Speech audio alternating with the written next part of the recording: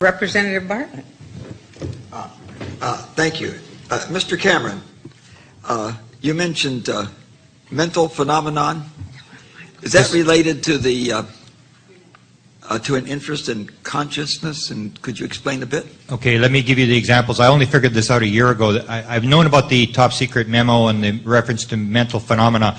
When we later, when it occurred to me what had happened, we, as I mentioned in my testimony, we ran across Dr. Eric Walker, who was the former president at Penn State University, and during the conversations interviewers were having with him, they were pressing him on MJ-12, who runs the cover-up, is it all Americans, is there more than 12 people, and Walker cut him off. This is 1991, 41 years later. Walker cuts him off and says, let me ask you a question. What do you know about ESP?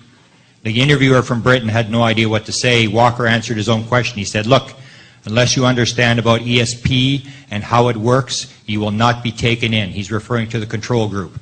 Very few people understand it.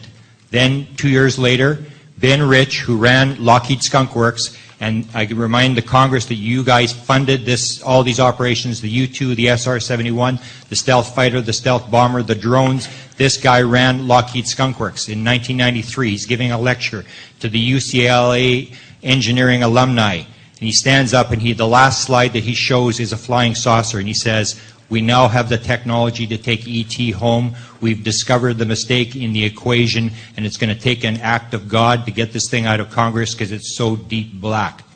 Two of the people in the room were UFO researchers. They chased them out of the room, realizing this was a significant point in history. And they said to him, Mr. Rich, you said you've discovered the mistake in the equation. What are you talking about? We're interested in UFO propulsion. How does it work?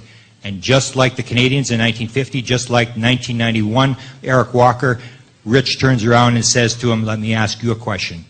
What do you know about ESP? The one guy says, that just means everything in time and space is connected. He said, that's how it works.